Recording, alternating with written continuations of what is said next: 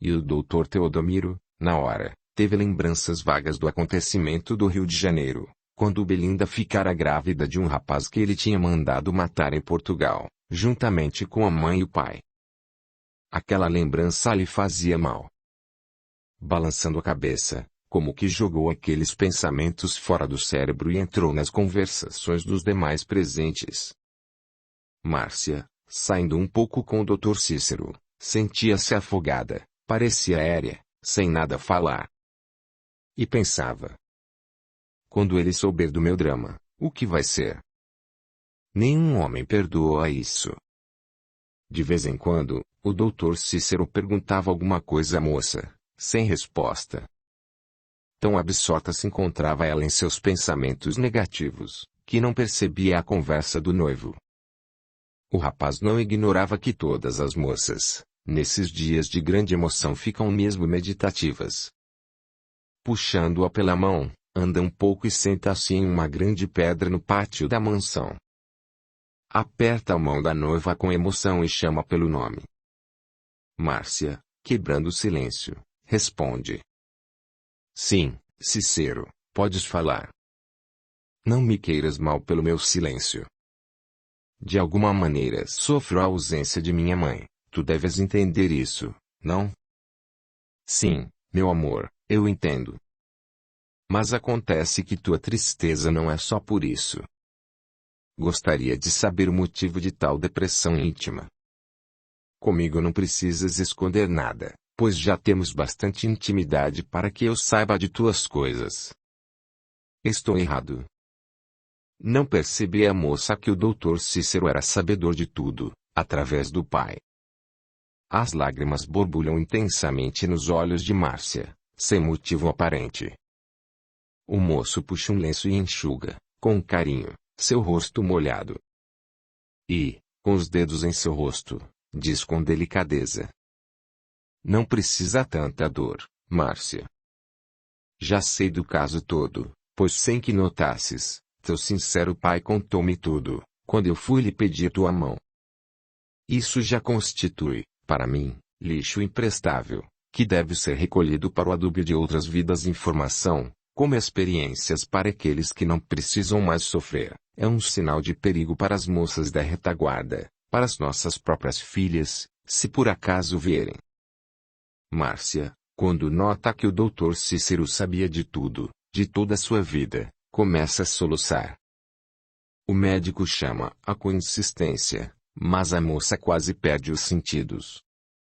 Com muito tempo e com o carinho do noivo, ela começa a conversar, com pouco interesse. Mas ele remove os problemas da futura esposa, narrando a ela sua própria vida, sua descendência, afinal sua história.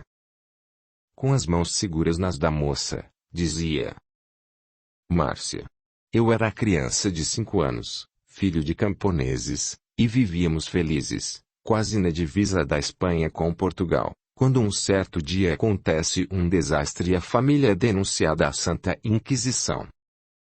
Horror dos horrores. O tribunal manda chamar toda a família para depor, e aí já sabes. Nunca mais voltaria para o lar. Nesses casos, ao sair a pobre família, como gado para o matadouro, jogavam óleo na casa, incendiando-a para, segundo diziam, não germinar mais nada de subversão naquela região, ficando as terras na posse dos inquisidores. Assim aconteceu com a nossa propriedade. Márcia estava gelada de horror. O médico, com feição meio agressiva, continuou: ao chegarmos lá, frente ao inquisidor Mor, ouvi toda a denúncia feita contra meus pais, sem que eles pudessem se defender das acusações. Minha mãe, sentindo o drama, percebendo que era inútil qualquer tentativa de fuga ou defesa, abraça uma irmã de caridade que vai entrando. Ajoelha-se aos seus pés e pede, pelo amor de Deus e de Jesus Cristo, que intercedesse por ela junto ao tribunal do Santo Ofício, e que salvasse ao menos seu filho inocente, que nada tinha que ver com o caso. A irmã condoeu-se com o pedido de minha mãe, toma-me pela mão, e como parecia ser amante do inquisidor-chefe, fala a ele com certa liberdade, mas com respeito, nestes termos: reverendíssimo, sacerdote de Deus e representante do Cristo na terra. Sinto a vontade, não sei se é por graça do Espírito Santo, de salvar esta criança, que não deve morrer pelas inconsequências de seus pais. Peço desculpas se por acaso interrompo os trabalhos inspirados da Santa Inquisição, que tem o poder em toda a terra de limpar os vendilhões da grande casa de Deus. A irmã irá à sala inquisitorial levar o chá com torradas costumeiro para o grupo de padres associados na nefanda tarefa de desmantelar famílias e destroçar vidas. Quando ia saindo, uma voz grossa e rouquinha ecoou na sala. Irmã Cristina, se é teu desejo, como boa servidora da causa, leva este menino, mas toma cuidado, minha filha. Lembra-te que isso aí é galho de uma árvore maldita. A irmã baixa a cabeça, em reverência, e com muita dificuldade tira-me dos braços de minha mãe. Daí em diante, não sei nem quero saber o que aconteceu com meus pais. Eu fui educado pelas freiras, no silêncio de um mosteiro. Quando já rapaz, ouvindo os discursos dos padres e das irmãs sobre o Evangelho de Jesus, tinha ímpetos de dizer que o procedimento deles e das irmãs, nos mosteiros, eram incompatíveis com o que falavam ao se referir ao grande mestre crucificado. Mas o coração não aconselhava tal desrespeito com os superiores. E agi bem, pois do contrário não estaria aqui hoje, contigo, desfrutando deste prazer incomparável. Não resta dúvida que devo às irmãs minha educação. Estudei medicina e, graças a Deus, hoje sou médico. Fiz um aprimoramento dessa ciência, na França, e me encontro aqui em Portugal, ao teu lado, sem linhagem familiar, sem nada, sem parentes, com uma grande revolta abafada no peito contra a Santa Inquisição, que também atinge o Brasil, tua terra, na feição da escravatura. Veja, minha querida, sinta a minha Márcia, também tem o meu drama, e dos mais tristes. A moça abraçou o noivo com grande felicidade, demonstrando uma gratidão que não se compra com o vil metal, mas com o ouro do coração, dizendo: Dr. Cícero Calisland, nunca pensei que tivesses tão grande compreensão, como aqui manifestas para comigo. Vejo que teu coração também já sofreu, meu querido, e se não for a dor, não poderia esse compreender o que passo com a minha pobre irmã e meu dedicado pai. Muito te agradeço, por tudo. O ombro do médico estava molhado pelas lágrimas de um coração já confortado por outro compreensivo. E os dois noivos regressam à Quinta dos Nogueiras, onde todos já estavam apreensivos pela demora dos dois. Despediram-se e recolheram-se, a refazer as energias. Daí uma semana havia-se a Quinta dos Nogueiras movimentar-se com grandes preparativos para o casamento do Dr. Cícero Drummond de Calisland, com Dona Márcia Travassos. Parece que todos os aborrecimentos de antes haviam se desvanecido. Com os preparativos, a alegria invadiu a mansão, de canto a canto. Audiolivro realizado pelo canal Surya Chand Audiobook. Somente o Dr. Teodomiro Travassos não conseguiu mais a paz de espírito que desfrutava antes. Sua mente estava preocupada constantemente, não manifestava alegria para mais nada na vida. O dinheiro que possuía com abundância não valia, no câmbio da vida, para que ele adquirisse o que estava precisando. Paz, paz e mais nada. Lembrou-se da sua fazenda no Brasil, do padre Terêncio, do seu filho, que ficara em seu lugar, e a quem escrevera uma carta participando a morte de Dona Maria José, adiantando que logo que fosse possível embarcaria com destino ao Brasil. Pedia sempre as bênçãos do velho vigário. Recebia, de vez em quando, cartas da fazenda Riachuelo, era isso que mais confortava seu massacrado coração. Queria pressa no casamento de Márcia para voltar logo ao Brasil. Acendeu-se em seu íntimo a saudade das terras de Santa Cruz. Uma certa tarde, vai entrando na quinta o Dr. Cícero, à procura do Dr. Teodomiro, que logo o atende, dizendo: Estás à minha procura. Vai logo dizendo o que queres, porque eu já conheço quando estás impaciente. E o Dr. Cícero diz com a liberdade que não possuía antes. Dr. Travassos, venho avisar-te que resolvi completar a paz das tuas filhas. Não quero que elas partam daqui de Portugal, deixando saudades nesta pátria, deixando aqui alguma coisa que possa perturbar suas felicidades. Se posso resolver esse problema, farei mais esse sacrifício por amor não só a Márcia, que já me pertence, mas por todos vós. Chegou para mais perto do Dr. Travassos, para que ninguém escutasse. Meu senhor, vou registrar os 2 filhos das meninas, como sendo meus filhos. E vou fazer isso esta semana. Quero tua permissão, pois acho que não te ofendo com esta proposta. Creio que teu coração de pai pense igualmente na felicidade de tuas filhas e que a separação das crianças, definitivamente, delas, será um golpe desastroso, cujas consequências não podemos prever. Vamos procurar, doutor, tudo de paz, tudo de conforto para a tua e nossa família. Sem paz não se vive. A tranquilidade de consciência não pode ser comprada a peso de ouro, mas conquistada pelo coração, com a vida reta e em nome de Deus, nosso Pai que está no céu. O Dr. Travassos tinha ódio mortal dos 2 pirralhos, que se encontravam sob a tutela do Dr. Bastos, depois de quase provocarem a desmoralização da família Travassos. O Dr. Cícero notou a frieza de seu futuro sogro, que ficara mudo, sem dar uma resposta que fosse, parecendo não aceitar aquela ideia. O noivo achava que tinha que tomar aquelas providências, e o sogro precisava tomar conhecimento. E ficou também pensativo, esperando uma resposta. Daí a pouco o Dr. Travassos responde, com voz quase sumida.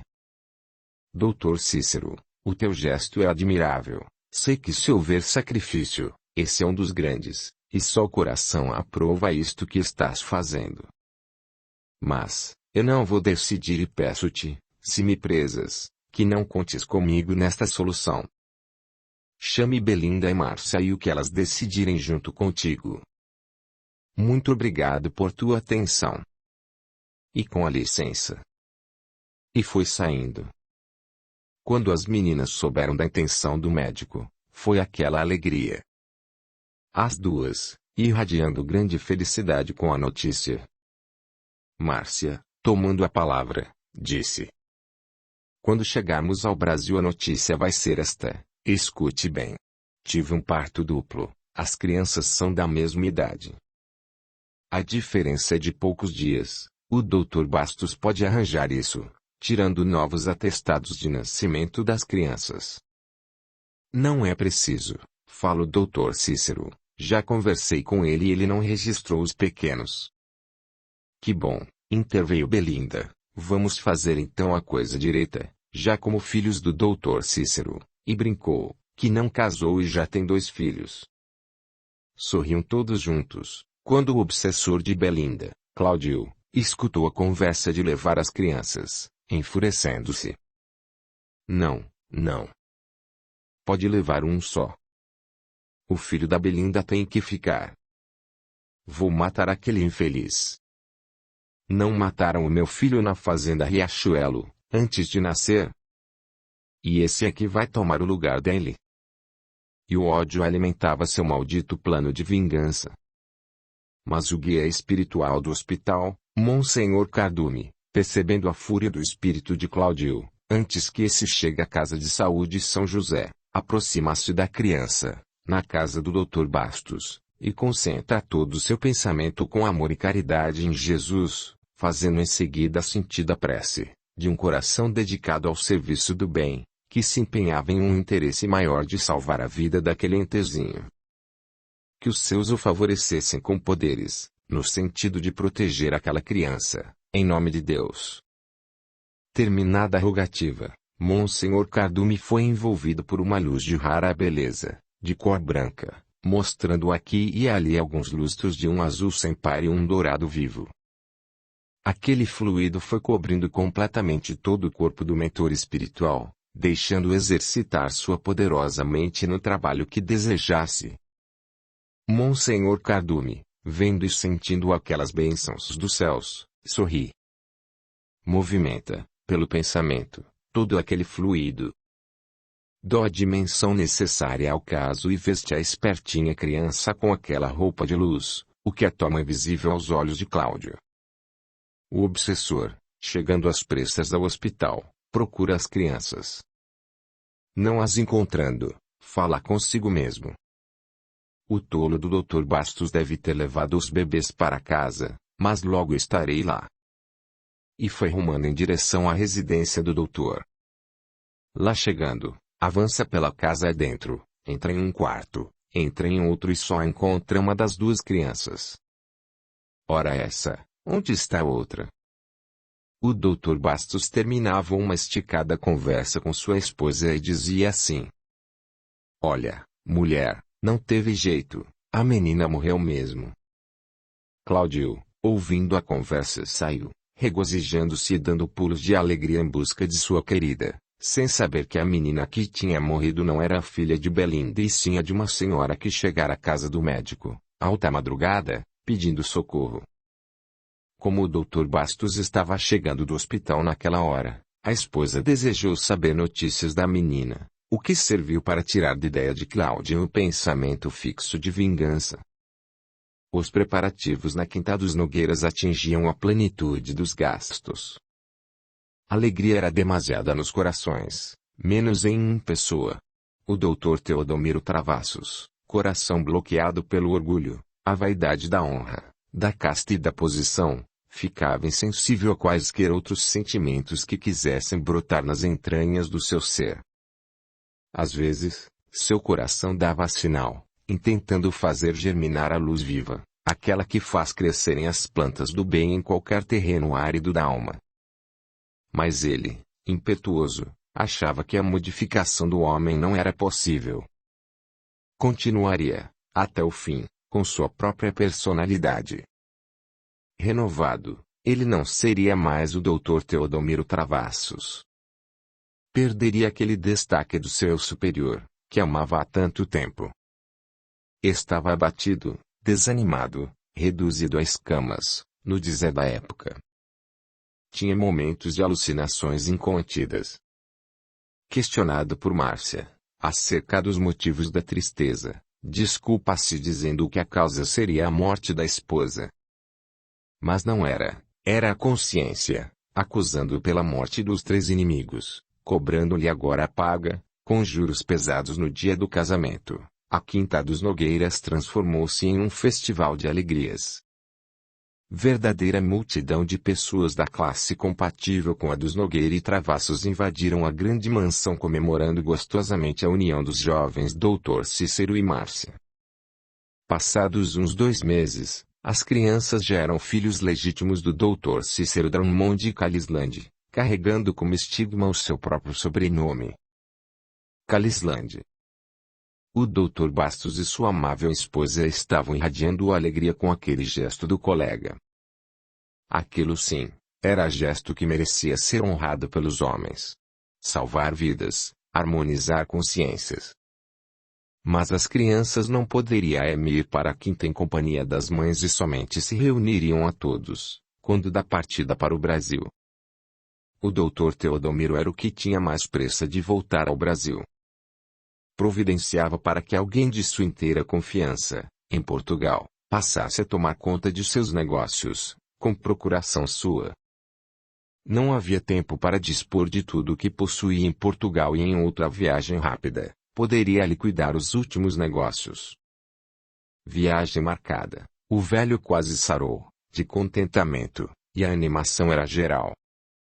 O Dr. Cícero, ouvindo falar na Nova Jerusalém brasileira, ficava encantado com as terras sonhadas, procurava não deixar nada para trás, certo de que o destino era mesmo de se transferir, definitivamente, para a nova nação.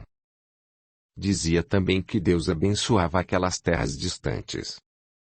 Na noite que precedia a viagem, o Dr. Teodomiro Travassos, em completa insônia, sente a cabeça rodar durante toda a noite, notando que havia qualquer dificuldade da irrigação sanguínea no cérebro.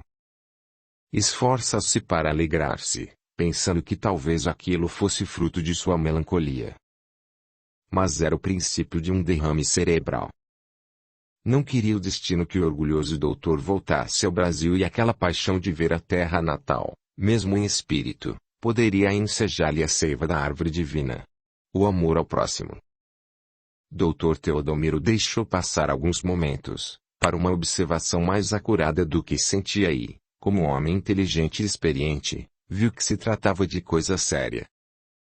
Deu sinal de alarma e um criado transmite aos demais a notícia. Todos vieram ao encontro do senhor de engenho. Já havia perdido parcialmente a consciência, falava com dificuldade, sentindo o cheiro da morte. Chama seu genro e quando começa a articular algumas palavras, o doutor Cícero põe os dedos nos seus lábios e fala baixinho em seu ouvido. Não fales nada agora. Estás cansado, deixa para depois.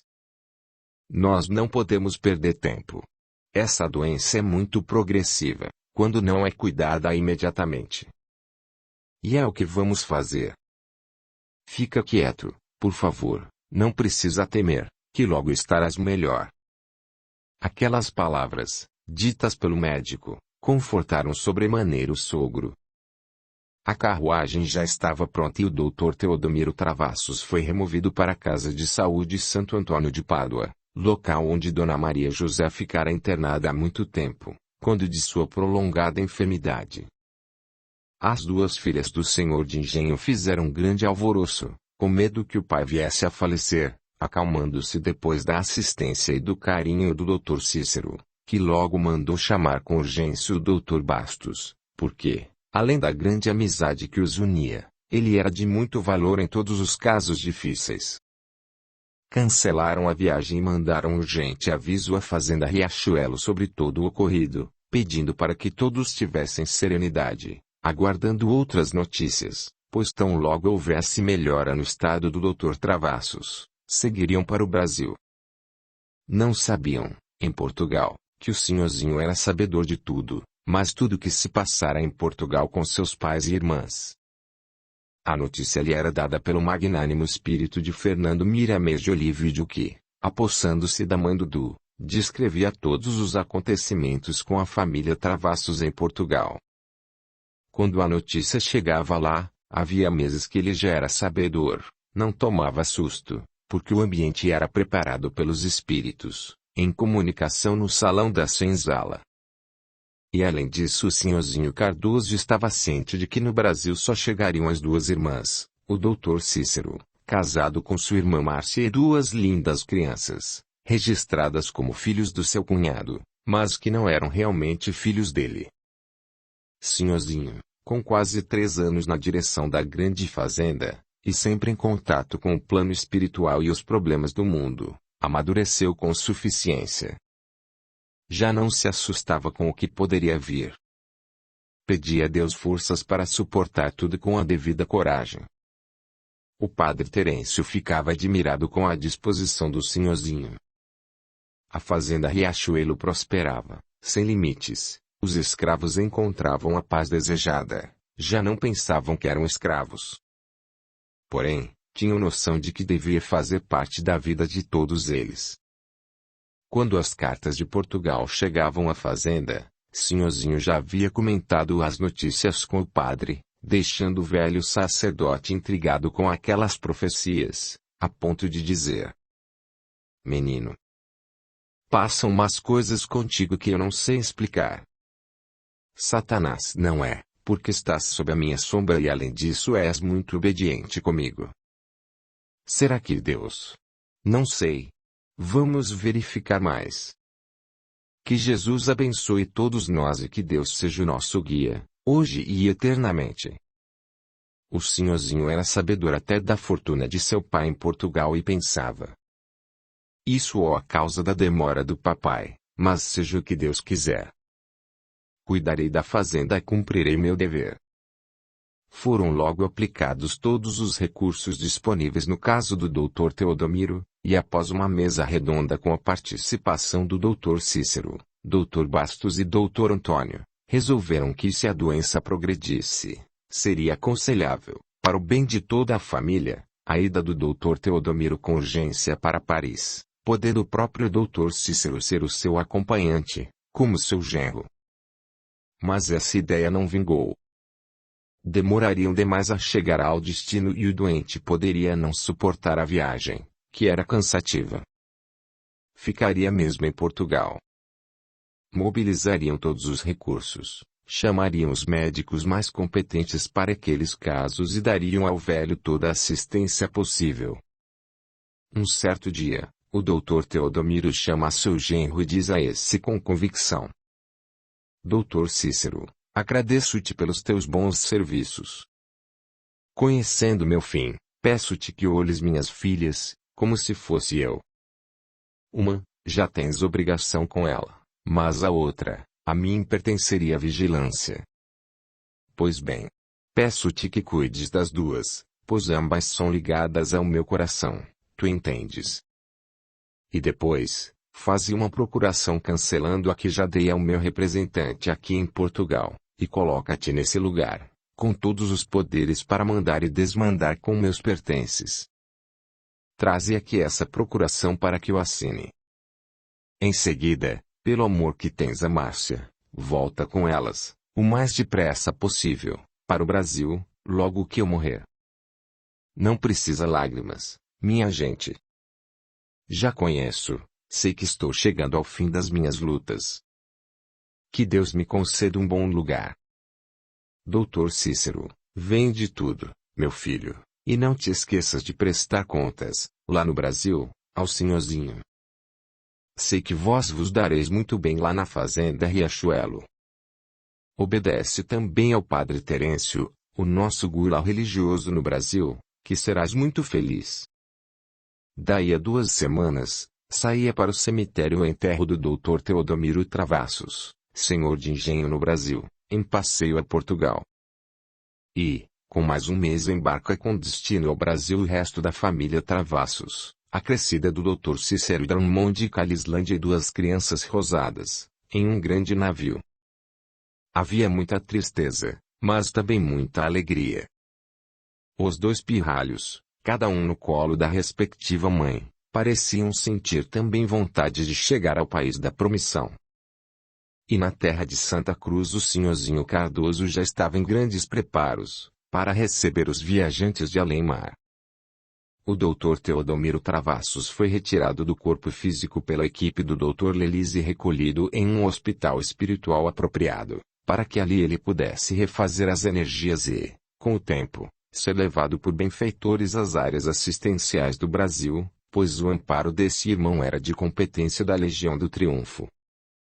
Os espíritos obsessores da família Travassos, dando por terminada aquela etapa de trabalho, queriam seguir para o Brasil, no mesmo navio, com o intuito de desmantelar a fazenda Riachuelo. Quando avançam em direção à entrada do navio, são barrados pelo porteiro espiritual. Não podeis entrar. Eles ficaram meio cabisbaixos, e o velho foi dizendo: Mas moço, precisamos ir para o Brasil, temos negócios lá.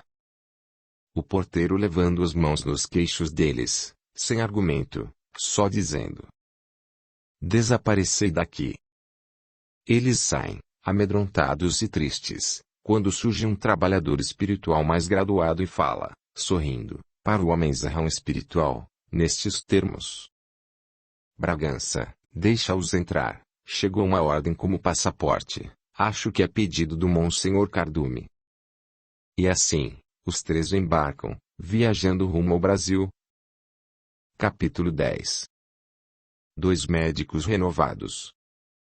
O diretor da Casa de Saúde São José, Dr. Bastos, após os episódios que o envolveram, juntamente com a família Travassos, deu nova dimensão às atividades do hospital. Os acontecimentos constituíram para ele lições valiosas, talvez mais profundas que as que havia recebido nos longos anos de universidade, em Lisboa e Coimbra. Fazia frequentes viagens à França, procurando aprimorar seus conhecimentos na capital cultural do mundo, como consideravam na época. Após essas viagens de estudos, sempre trazia alguma novidade interessante a aplicar em seus pacientes, como esperanças novas de cura em casos difíceis. Ora, a medicina da época, a exemplo do que ocorre até os nossos dias, adotava frieza espiritual diante de qualquer caso misterioso. O campo de estudos que não pode lhe trazer vantagens passa a não lhe interessar.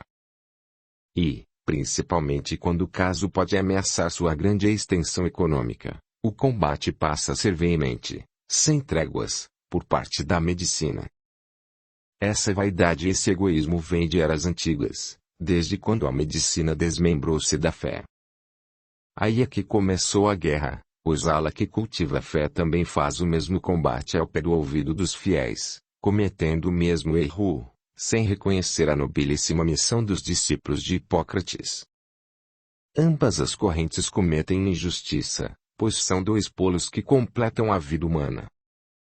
Quando cansados e abatidos pelo próprio tempo, os médicos vão em busca da religião, buscam consolo para o espírito, que não ficou satisfeito apenas com a arte de curar, fria como os túmulos.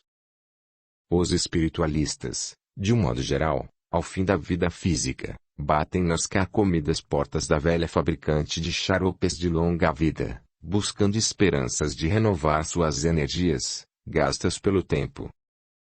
Existem exceções de um lado e de outro. Muito poucas, mas dentro desse pequeno número de exceções, incluíam-se os dois médicos da Casa de Saúde São José.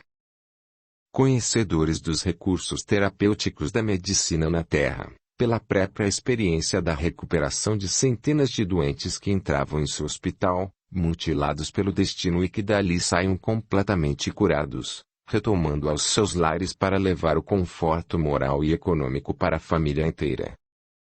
Não era uma missão nobre.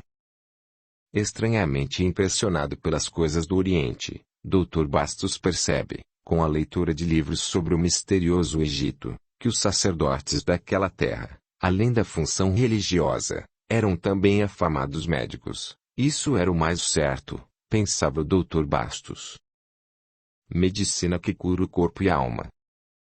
Porque esses velhos tempos não voltam atrás. E dizia consigo mesmo. Porque a medicina oficial não adota esse trabalho, esse sistema de curas. Tudo que Deus deixou no mundo é para ser usado, mas é lógico que com o devido critério. E quem tem mais critério do que um clínico em sua missão de aliviar, de curar, de consolar? Esse é o caminho que vamos tomar, em nome de Deus, que ajuda até a um ladrão na sua fuga, quanto mais a um médico, um hospital, com a sagrada intenção de fazer exclusivamente o bem. A minha religião de agora em diante vai ser o uso de tudo que possa ser veículo para a cura e equilíbrio do corpo e da alma do ser humano. Que Deus me abençoe. E anda no seu gabinete, para lá e para cá, quando entra o Dr. Miguel. Ah! Miguel, quero muito falar-te, hoje. Preciso, com urgência, propor-te um assunto de grande interesse, não só para nós dois como para a coletividade. Após se sentarem, o Dr. Bastos descreveu seus planos ao Dr. Miguel, com alta filosofia, referindo-se à nova arte de curar. O Dr. Miguel, já bem mudado de sua opinião anterior, aceitou em parte, dizendo: Dr. Bastos, o que acabas de narrar é muito bonito, porque o colega dá aquele cunho de seriedade ao assunto e fica parecendo verdade. Mas isso não funciona na prática, meu caro. Essas coisas invisíveis são ilusões impregnadas tanto no povo como nos livros. Tenho para mim que há muito exagero nesses casos. Nem tanto à água nem tanto ao fogo. Acho que devemos ficar no meio. Estás muito entusiasmado com isso e precisas tomar cuidado para que não se tome em fanatismo. A própria ciência oficial, em alguns casos, é certo, ela é fria e só depois de muita análise, de confirmação completa, é que aceita. Acho espetacular a vigilância, dizia um nosso velho professor, e a eterna segurança de uma instituição. Guardo essa advertência como relíquia. Conheço tua formação moral e cívica, Dr. Bastos, sei com quem estou lidando. Mas, vigilância. Vigilância. Vamos devagar e sempre.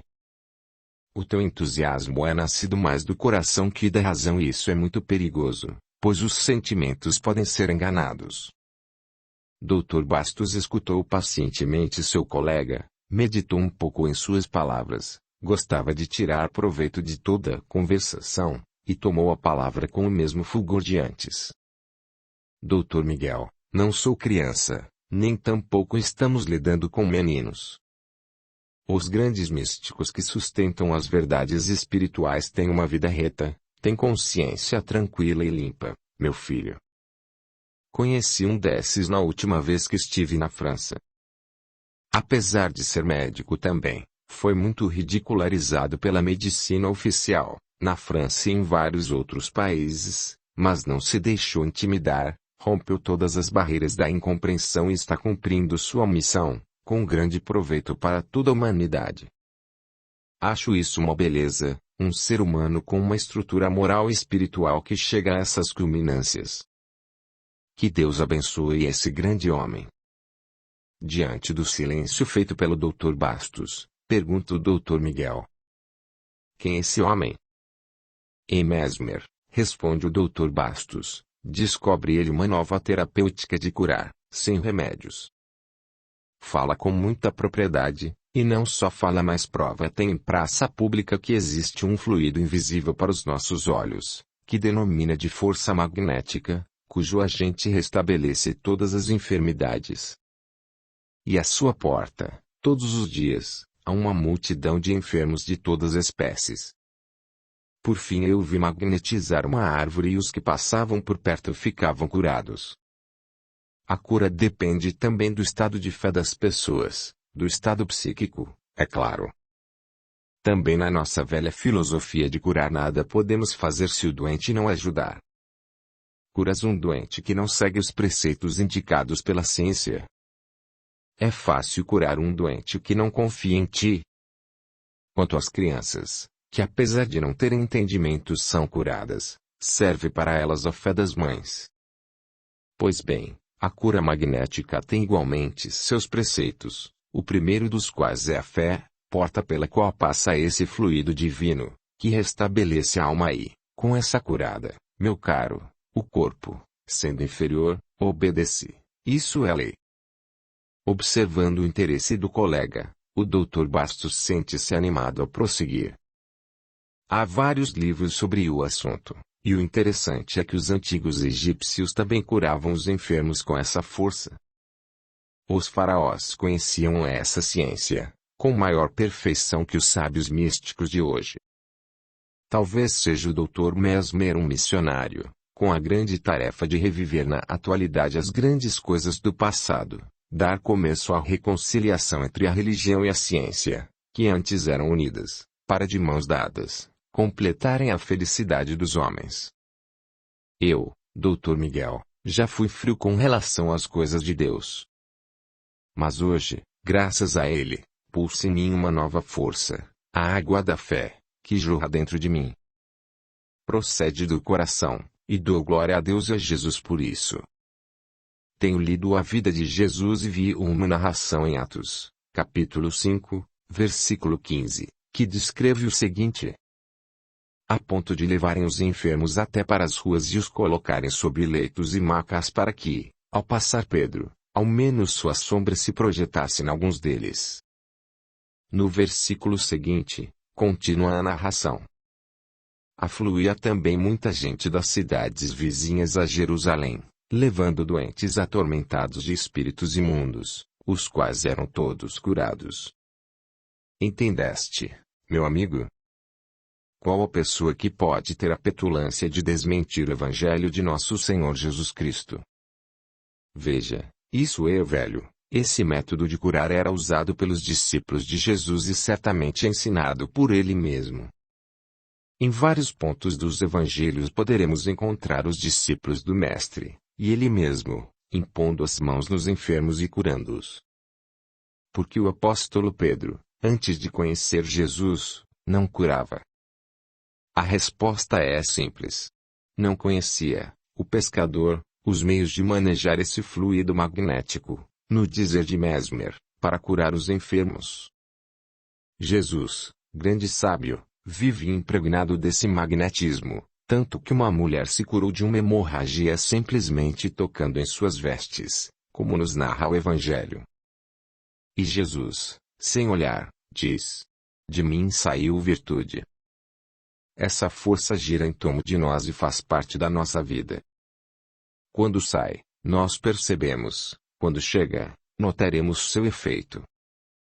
Eu fiquei na fila, na França, para passar debaixo da árvore magnetizada e senti uma chuva de uma coisa invisível penetrar em mim e a disposição de ânimo que senti foi maravilhosa. As grandes escolas iniciáticas em todo o mundo conheciam tal método de tratamento, tão eficaz que trata não só do corpo, mas também da alma. O Dr. Bastos faz uma pausa, observa o colega que se mantém atento, e prossegue sua exposição. Para mim, essa força ou é inteligente ou é manobrada por inteligências que desconhecemos e isso constitui uma ciência, meu doutor, de grande profundidade. Parece que esse magnetismo tem mais afinidade com corações puros, com disciplina, com amor. Quanto ao fanatismo, meu amigo, não precisas temer, não tenho vocação para isso. E tu sabes que o pior fanatismo não é o religioso, é o ateu, porque esse sim cega a alma para as coisas de Deus. Conheço os caminhos que devo ou não pisar e peço ao colega para estar sempre atento ao meu lado, pois como dizes, quanto mais vigilância, mais segurança, para nós e para todos que nos cercam. Dr. Miguel, não quero andar às cegas praticando coisas misteriosas. Meu plano é formarmos aqui na Casa de Saúde uma grande biblioteca com livros de todo o mundo, que tratem de espiritualismo puro e sério. Podemos manter correspondência com os grandes espiritualistas de todos os países. Eles nos indicarão as melhores obras a estudar, assinaremos as melhores revistas que comentem o assunto. Aqui mesmo em Portugal devem existir pessoas de grande conhecimento nesse ramo. E agora que nos interessamos pelo assunto, vamos descobri-los. França é, atualmente, o foco desses assuntos, mas também na Inglaterra essas ideias proliferam muito. No Oriente, nem imagine. Não vamos propagar essas ideias, não temos competência para isso, vamos estudar, praticar, pois a Casa de Saúde é um lugar propício. Daqui a alguns meses vamos curar enfermos, dar visão aos cegos e levantar os mortos. Dizendo isso sorria.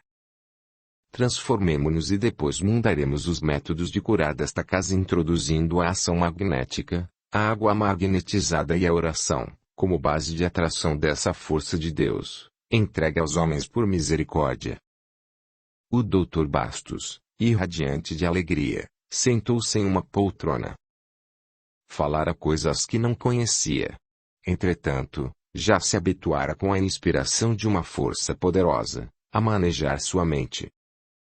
Tivera vários sonhos em que frequentava aulas, e ao acordar lembrava-se de alguma coisa que não compreendia antes e que, na hora de debates como aquele, vinha tudo à tona, e ele mesmo aprendia com o que falava. Isto, pensava, é uma ciência maravilhosa. Talvez os outros não aceitem, por falta de sentirem algo, como eu sinto. Não podemos acusá-los, pois com o perpassar do tempo compreenderão. Todos os grandes homens, inclusive Cristo, sofreram, ao lançarem novas ideias, ao aplicarem novos métodos de cura para o corpo e a alma. Não vou lançar novos sistemas de terapêutica, mas seguir os caminhos já percorridos pelos grandes astros dos céus, que tinham a chancela de Deus. Sua mente era um turbilhão de forças em ação e o seu desenvolvimento mental tomou dimensões maiores, com o exercício diário. Até mesmo o Dr. Miguel havia notado o aumento de cultura lógica irrefutável do colega. Para o Dr. Miguel, todo o esforço para impedir a proliferação do micróbio do fanatismo ainda era insuficiente. Mas sabia que o Dr. Bastos não deixava ambiente para tais desequilíbrios, pois era muito vigilante e detestava mentiras, mesmo que pudessem fazer o bem. Dr. Bastos, mãos entrelaçadas, rodopiando os dedos, dava tempo ao tempo. Os dois médicos pensavam, analisavam, porque de qualquer forma iam tomar um caminho perigoso perante a sociedade. O Dr. Miguel levantou-se, deu algumas passadas pela ampla sala, limpou a garganta e falou com desembaraço. Olha, Bastos, todas as inovações do mundo requerem sacrifícios e já que as nossas intenções são melhores da terra, lancemos mãos à obra. Mas nota bem. Se não fosse tua iniciativa, eu não tentaria nunca. Dr. Bastos deu uma risada de contentamento pelo apoio que o colega dava à sua decisão. Daquele dia em diante, penetraria na Casa de Saúde São José dois médicos renovados, portadores de novas esperanças para os enfermos de toda a ordem. E o diretor, com entusiasmo refletido nas feições, dizia: ninguém vai temer a morte neste hospital, porque a morte não existe, e nós nos propomos a fazer experiências comprobatórias de que todos, inclusive nós, vamos viver eternamente. Aliás, o mesmo já fazia Sócrates que, bebendo a cicuta, animava seus discípulos, morrendo com alegria, porque confiava na ressurreição da vida. E o mesmo ocorria nos casos dos companheiros de Jesus.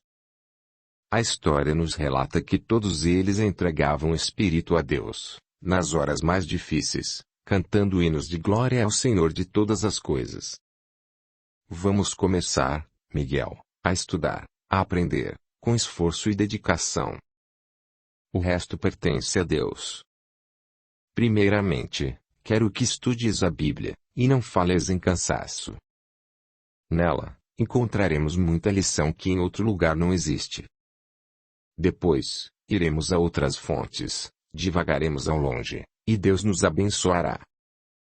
No plano dos espíritos, 3 entidades também se reuniram, para dar assistência espiritual mais acentuada àquela casa de saúde, tendo em vista a resolução dos 2 médicos. Tudo estava preparado no campo invisível e os espíritos, com a cooperação do Monsenhor Cardume, haviam plasmado acima do hospital um vasto salão espiritual para novos tratamentos dos enfermos, com aparelhamentos ultra especializados, reservatórios de forças desconhecidas pelos homens. E a biblioteca, destinada aos estudos de todos os assuntos relacionados aos tratamentos espirituais e físicos, poderia ser comparada a uma pequena universidade, no dizer do Monsenhor Cardume. Poucos teriam a felicidade de ali ingressarem, para altos estudos sobre a vida e acerca de Deus. Somente aqueles que, já no mundo físico, se dispuseram a aceitar o Deus, os espíritos e as consequências da lei. Não haveria ali tempo para discussões estéreis. Nas conversações daquela casa não existiriam as expressões: não tenho tempo, estou cansado, vou pensar, essa doença não tem cura e muitas outras similares e, portanto, somente o homem renovado em Jesus Cristo vai encontrar as portas desta casa nos caminhos da sua existência. Os outros ficarão por onde estiverem, envolvidos nas suas próprias concepções e teorias, até que amadureçam para o aprendizado mais útil. Essa casa, graças a Deus e a nosso Senhor Jesus Cristo, teria um marco de luz, como ponto de despertamento do bem eterno nos corações. O Dr. Bastos sentia a felicidade bater em sua porta. O Dr. Miguel também estava dissipando todas as suas dúvidas, com os acontecimentos. Audiolivro realizado pelo canal Surya Chand Audiobook. Ligava um fato a outro e deduzia a existência das coisas reais que não conseguimos apalpar, com os recursos físicos. Na sua mesa de trabalho um livro estava sendo folheado e na cabeceira de sua cama achava-se a Bíblia, como força nova, a modificar o homem. Recitava alguns salmos à hora de se deitar e sentia todos os dias novas esperanças, compreendendo agora por que os místicos amam tanto a vida. Eles vivem, pensava, em outra faixa, respiram outros ares. Mas logicamente, sabia necessário cuidar-se para se livrar do condão mágico do fanatismo, do entusiasmo excessivo pelo atraente assunto das coisas misteriosas. Organizou-se, no hospital, uma sala de estudos espirituais, onde os 2 médicos, Aproveitavam todas as suas horas de folga, até domingos e feriados, para entabular conversação edificante. Logo arranjaram 3 simpatizantes, homens de brio, amantes da verdade, um dos quais era dono de vasta fortuna em Portugal. Parece que o destino favorecia aquelas ideias, conduzindo para aquele reduto de trabalho e de estudo das leis de Deus, criaturas dotadas de alto valor moral e espiritual. Já eram 5 pessoas filiadas ao grande objetivo do bem comum, que é a felicidade dos que sofrem. Marcaram um estudo a ser feito 2 vezes por semana, em horas certas, em conjunto. Foram os minutos que sobravam de cada um, que eram dedicados ao estudo na nova escola, funcionando na Casa de Saúde São José. Com 6 meses de estudo, os frutos foram aparecendo. Alguns doentes já desenganados pela medicina oficial já estavam em seus lares, com a esperança de viver muito tempo e com a fé mais robustecida nos corações, o que é o mais interessante. A notícia corre, de boca em boca. Anunciavam que na Casa de Saúde São José ocorriam milagres, todos os doentes que ali entravam saíam curados, inclusive os desenganados. E o povo é, como todos sabemos, o melhor noticioso que conhecemos. A notícia, boa ou má, corre mundo pelo veículo da língua, velho instrumento do bem e do mal. Os doutores Bastos e Miguel, depois de ministrar nos enfermos os recursos materiais, complementavam o tratamento, carinhosamente, com a força magnética, oriunda de todos os 5 que compunham o seu grupo de estudos. Os espíritos responsáveis por aqueles trabalhos, ampliavam cada vez mais seus recursos, por encontrarem ambiente adequado às coisas da vida maior. Em certa ocasião, à guisa de experiência, usavam somente o tratamento magnético e era o suficiente para a recuperação dos enfermos. Daí deduziam que havia, em muitos casos, doentes só da alma e como é essa que comanda o corpo, claro que esse sofria as consequências. Os 2 médicos rompem a barreira criada na escola universitária entre espiritualismo e materialismo, aproveitando o que cada um oferece de melhor para o bem-estar de toda a comunidade. Como a escola que fundaram carecia de um nome, deram-lhe o de Templo de Jesus Nazareno, com uma enorme pintura do Mestre da Galileia, de braços abertos, abençoando uma multidão de fiéis, no fundo do salão. Certo dia, o Dr. Bastos foi convidado a ir ao Palácio Episcopal de Dom Rafael, bispo muito influente nas finanças e no comércio de outros países com Portugal. Será que isso é princípio de dores? Pensou. Mas não temeu. Ergue a mente, com fé em Deus e vai, atendendo ao chamado da grande autoridade eclesiástica. Chegando ao luxuoso palácio, depois dos cumprimentos habituais, Dom Rafael convida o Dr. Bastos para uma conversa sós. Entrou em um quarto, mais adequado, pela aparência, a príncipes que a sacerdotes. O médico sentou-se confortavelmente e escutou o príncipe da igreja romana falar, sem rodeios. Dr. Bastos, tenho tido notícias da tua fama, como médico em Portugal, e queria experimentar tua terapêutica. Não para mim, mas para meu sobrinho que muito amo. Vem ele sofrendo de uma enfermidade desconhecida, para a medicina, há mais de 10 anos. Já esteve nas melhores clínicas da Espanha, consultou os mais abalizados médicos da França, e a doença progride, sempre. Não compreendo, não há mais ninguém a quem apelar, meu doutor. E começou a chorar. Dom Rafael era muito ligado ao sobrinho, que dependia apenas de 1 ano para se ordenar sacerdote. A maldade do bispo na área inquisitorial desaparecia quando pensava no bem-estar do sobrinho, que retribuía ao tio a mesma afeição, pois fora criado por ele, com os cuidados de um pai. O médico, grande psicólogo, notando que a brecha no coração de Dom Rafael se abriria, com os sobrinhos sendo o estilete, argumentou, com voz branda mas firme, o graduado sacerdote da Igreja Católica. Reverendíssimo Padre, rogamos a Jesus que vossa reverendíssima seja atendido pelos céus, no caso do seu sobrinho. Vamos fazer o que estiver ao nosso alcance. Notando que o velho queria interrompê-lo, silenciou. Meu módico amigo, disse Dom Rafael, senti certa felicidade ao ouvir o doutor pronunciar o nome de Jesus. Mas parece-me que não frequentas a igreja, pelo menos não vejo o teu nome na lista dos fiéis da tua região. Tens fé em Deus, doutor? Conheces bem a Jesus? Acreditas nos santos? Como encaras a Igreja Católica Apostólica Romana? O doutor Bastos estava em um beco sem saída, na presença do príncipe da igreja. Como sairia daquela situação? O cristão não deve temer nada. A coragem é meio caminho para a vitória, em todos os campos da vida. Jesus nunca temeu César, nem Paulo de Tarso teve medo frente aos carrascos, nem os discípulos nos circos romanos, sabendo que iam ser comidos pelos leões. Mas, quem era ele para ser comparado com aqueles grandes nomes do cristianismo nascente? Assim, após esse raciocínio, enfrentou o tigre romano, com vestes de homem. Querido sacerdote de Deus, falou o Dr. Bastos com amor no coração, de fato não tenho frequentado, como deve um católico, a igreja.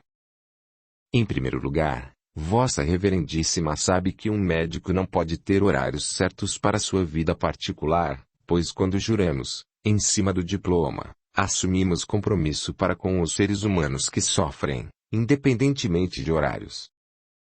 Sei que o senhor não ignora isso e ademais, meus estudos tomam todo o resto de tempo que me sobra. O médico que não estuda não aprende, quem não aprende não serve, quem não serve não pode ser cristão. Não é assim? Acredito muito em Deus. Se assim não Tora não estaria cuidando dos enfermos, cuja maior parte é desprovida de recursos materiais. Para quem não acredita em Deus, na alma e nos santos, filhos dos céus, qual o interesse de fazer essa caridade? Que interesse Vossa Reverendíssima teria, se não aceitasse Deus, de ser pastor incondicional de todo o rebanho de Portugal, para defendê-lo dos ataques dos lobos? Mas cada um tem uma missão diferente, todos obedientes ao mesmo Deus.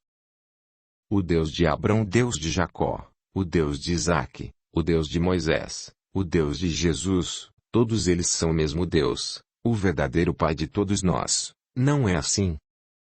Minha ideia sobre a Igreja Apostólica Romana é das melhores, porque sei que ela, dirigida por homens conscientes da verdade, como são, não trocaria por nada do mundo a pureza dos ensinos de nosso Senhor Jesus Cristo.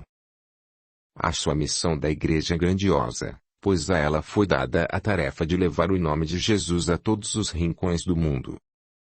Peço-lhe desculpas, Dom Rafael. Se não frequento a igreja assiduamente é por razões já mencionadas e, creio eu, que um hospital é uma igreja de Cristo em alta função de consolar almas e de aliviar corpos danificados. Nessa igreja estou, todos os dias, confessando com a minha consciência e comungando com o meu dever. Na opinião sensata do prezado bispo, acha que Deus e Jesus se aborrecem comigo? Creio que não, pois quem trabalha para a felicidade dos outros só poderá ser bem aceito no reino dos céus. Dom Rafael, com os olhos fitos no médico, falou, suspirando. Doutor Bastos, eu pensava que fosses ateu. Vejo agora que professas uma crença. Mas cuidado, meu filho. Os ensinamentos dados pelo Cristo, nos seus evangelhos, dão muitas aberturas. Não sejas um desses que passam por elas, pois as interpretações verdadeiras dos textos sagrados, meu amigo, pertencem aos pais da Igreja, como deves saber. A Igreja do Cristo de Deus é portadora desse tesouro do céu, com estadia na terra. E muitos, doutor, têm se desviado, querendo dar às palavras de Jesus outras interpretações, que nunca existiram, na realidade. Confio em que não sejas um falso profeta. Dom Rafael calou-se, esperando a resposta do médico, e esse dando vazão aos conhecimentos, comenta com serenidade. Dom Rafael, Se devemos reconhecer a árvore pelos frutos, peço a vossa reverendíssima a saborear os frutos da minha vida e julgar sua procedência, e verá que falo a verdade. Dom Rafael, como homem de Deus, deve ser justiceiro. Apelo para o seu coração, nesse entendimento que julgo necessário. Silenciando, toma um chá que é servido e espera mais alguma palavra do bispo que, terminado o seu chá, volta a falar. Doutor Bastos, eu estou passando dos limites traçados pela ética. Não te convidei para vires até aqui, e foste muito gentil em atender, para discutirmos religião ou filosofia. O Cristo, como herança de luz, já entregou os seus evangelhos, para serem explicados à humanidade, aos pais da Igreja, e nós outros seguimos suas pegadas, isso é tudo. E voltou ao assunto do rapaz, seu sobrinho, falando com um sentimento que espelhava indubitável amor. Quero, doutor, que o examines. O rapaz, de vez em quando, é tomado por uma tristeza profunda. Depois, bate os dentes como um macho suíno a festejar sua fêmea, e começa a falar coisas desconexas. Ele não é disso, conheço sua formação. De uns tempos para cá, não respeita nem a mim. A coisa está ficando grave. Pediria a teu bom coração para usares todos os recursos, doutor, mesmo que sejam condenados pela Igreja. Eu os perdoaria, tenho poder para isso. E quanto ao pagamento, não faço objeção nenhuma, fica a tua escolha. Poderás examiná-lo hoje mesmo, e dar tua opinião sobre o caso dele. Espero tua compreensão e te desejo os melhores dias possíveis nas tuas andanças em prol do bem comum e, caso necessites de meu prestígio, que bem conheces, usa-o a qualquer momento que pretenderes. Mas cura meu sobrinho, que muito amo.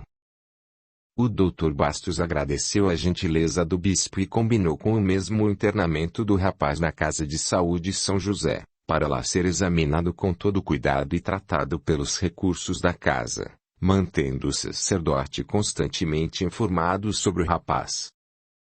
O bispo mostrou-se imensamente alegre e abençoou o Dr. Bastos, desejando que a felicidade atingisse toda a sua família.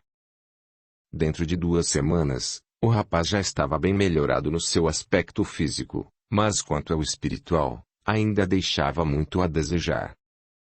Em uma noite de reunião dos estudantes da verdade, no saião da biblioteca, depois de muito comentar sobre o caso do sobrinho de Dom Rafael, resolveram fazer uma corrente magnética em torno do rapaz, com o fito de o libertarem das artimanhas de alguma imundícia espiritual.